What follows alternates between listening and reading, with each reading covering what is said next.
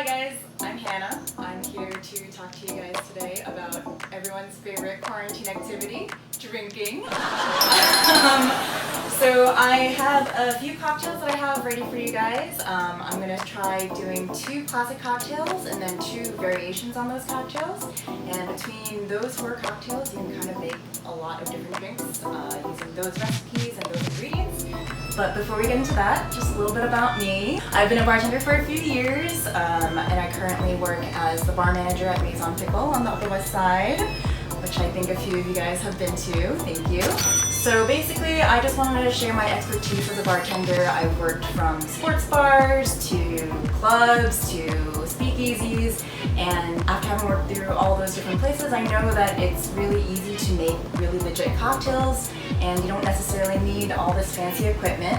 You can definitely use some stuff that you have at home, but basically I just want to make it really known that it's really easy to make some drinks that are really delicious and don't cost $16. You can do it right at home. First thing I want to talk to you guys about are the tools that I use to make these cocktails. These tools are really important to enable you guys to make the best cocktails that you can. I will say though that everything that I have here is not that expensive. Most of my stuff is from Cocktail Kingdom, which is a great website, has beautiful equipment. I also get a lot of stuff from Amazon, and so it's really easy to buy all this stuff. If you don't want to, you can definitely use some stuff that you have at home, and it'll probably do an okay job. So first thing is the shaker. This is my favorite kind of shaker to use. It's called tin on tin shakers. Large shaker, small shaker, put the ice, the drinks in, seal it, and you shake the shit out of it, and nothing leaks. So I think this is the best kind of shaker because it has the most space for the liquid and the ice. There's also the Boston shaker, which is basically this with a pint glass, a glass pint glass on top. Not great glass for cocktails, weirds me out. This is a mixing glass. To be perfectly honest, you don't need this, but it is really nice. If you don't have something like this, you can just use either something like this or just another container or bowl or whatever. But it is really nice because it has nice thick glass. You can put all your stuff in here and it doesn't move and it chills it really well. So not necessary, but it is nice.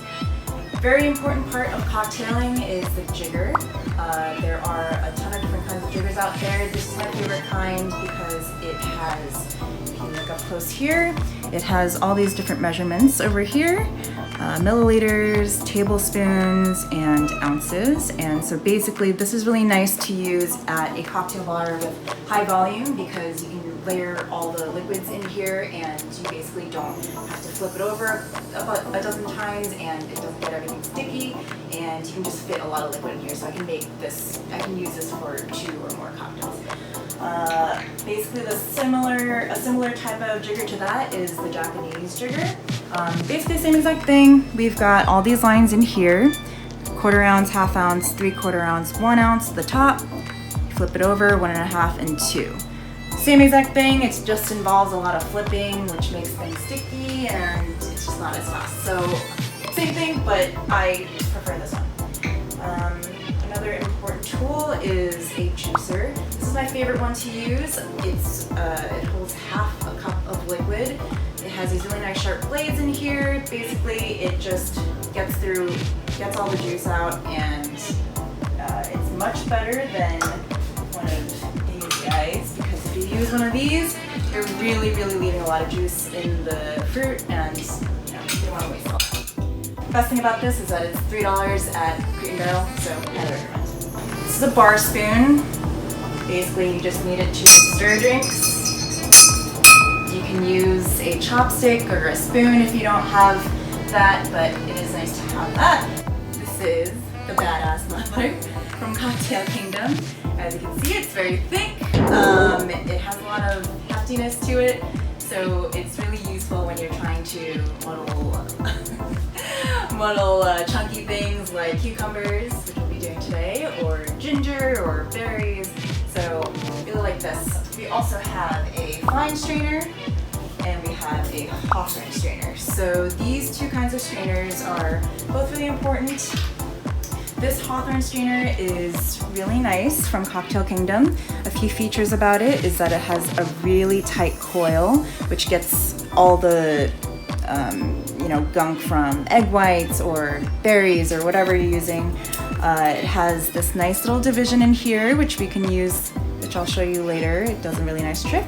And it also has this guy. This is really useful because it pushes the strainer forward and it gives it less of a space for other things to come out of. This is a fine strainer, so basically you're using this to double strain cocktails. I generally only use this for shaken cocktails.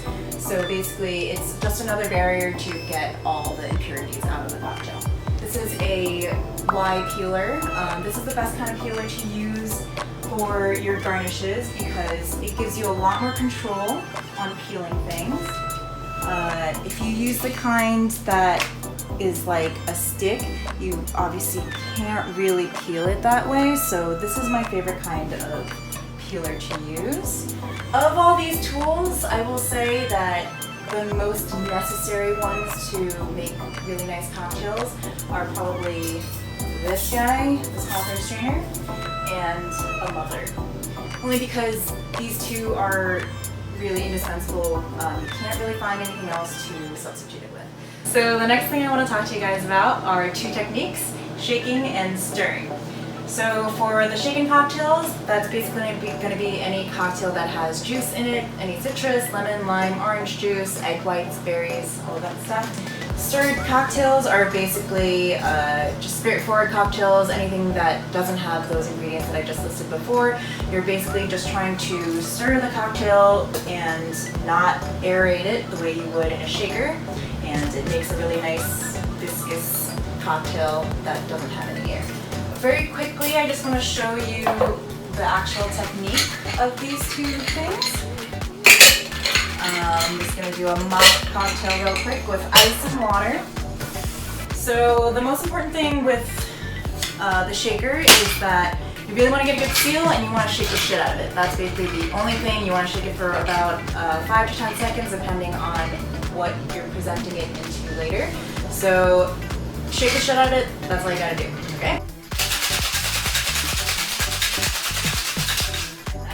And now for the stirred cocktail, basically you just want to put your ice.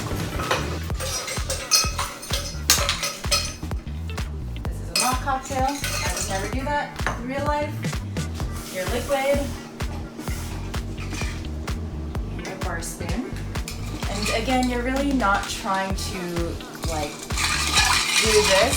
So basically you want to put your bar spoon in and smoothly stir it. It's kind of like all in the wrist finger area. If you look at my fingers here, you can see that I'm moving this back and forth, sort of pushing it in and out, and the cocktail is staying in place and not being shaken. Now on to the fun part. We're going to be making our cocktails now. The first cocktail we're going to make is a gimlet. So we have gin, fresh squeezed lime juice, and simple syrup. Simple syrup is really easy to make. It's just equal parts hot water and white sugar. You just stir it until it's dissolved. Just make sure you have enough time in between those so that you can have it chilled properly before you actually need to use it. So first I'm going to put in 3/4 ounces of simple syrup, 1 ounce of lime juice,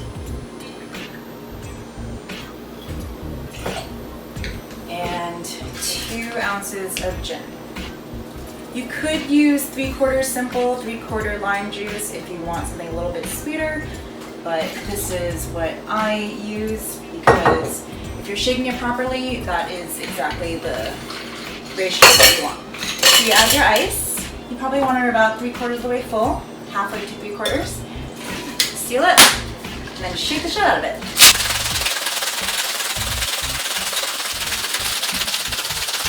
Alright.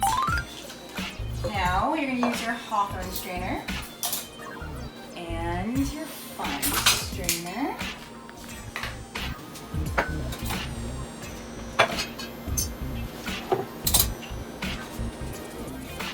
So using both of these strainers ensures that you get a really nice, smooth product in there without any of the impurities from the lime juice, or the ice, or the simple syrup.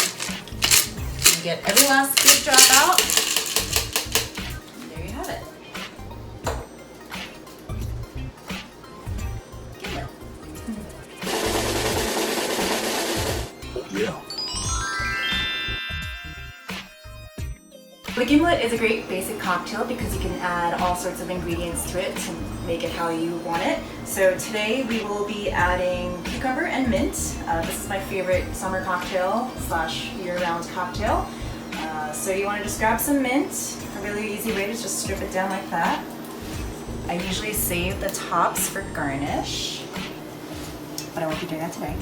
So basically for one cocktail you want maybe a handful like this. I usually put it in first before the cucumber because you don't really want to bruise the mint either by smashing it too hard directly with the muddler. You put the cucumber in here and then you want to put in something liquid to help facilitate the muddling. Okay, just gently smash it up.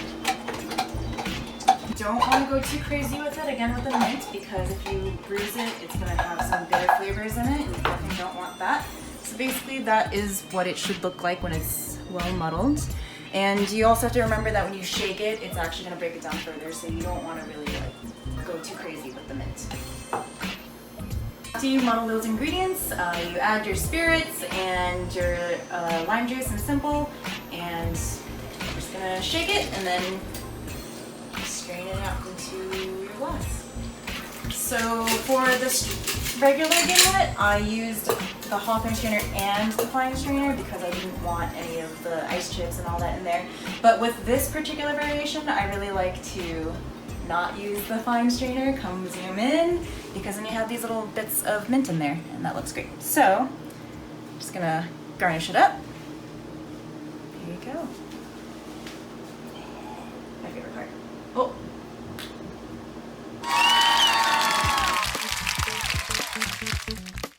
And for our next cocktail, we're going to be making a Negroni, another great classic cocktail using gin.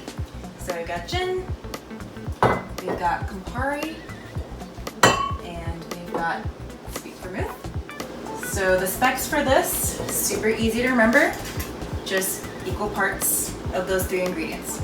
So I usually do 1 ounce of each.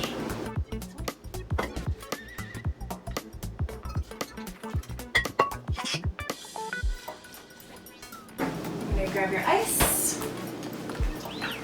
I like to hand crack my ice for this. It does get a little messy, but it does dilute it really well. Advanced technique, you don't need to learn this, you can use regular ice cubes. But basically you're just smacking the ice, the large ice, with your bar spoon, and it gets these nice little cracks in here, which you can use to just crack the whole thing apart. There we go. And then you stir it for about 15-25 seconds.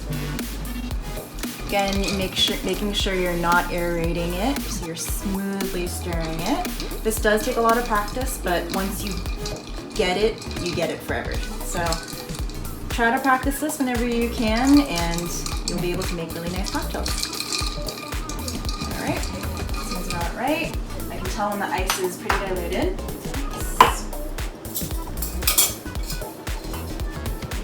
Tell that it's perfectly diluted because it looks very nice and viscous. No air in there.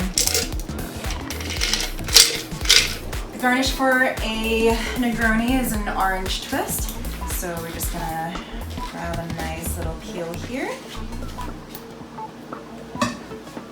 You want to express the peel, so you're basically taking it that way, and you can see you get the oils out of there. Always want to just gently rub it on the rim. And then I like to do a nice little twist on there, make it look pretty. There we go. Okay.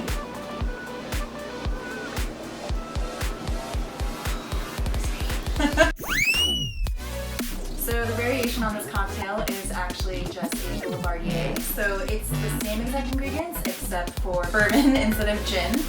I'm using 4 roses small batch today.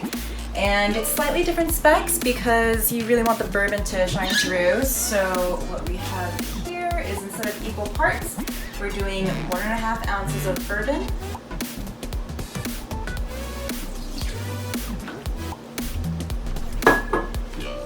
¾ of an ounce of sweet vermouth,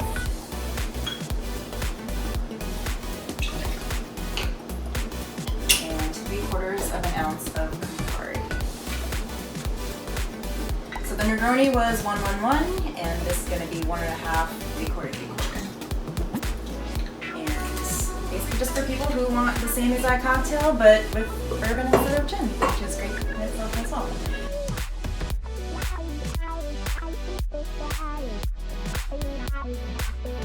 So you just stir the cocktail, strain it over fresh ice,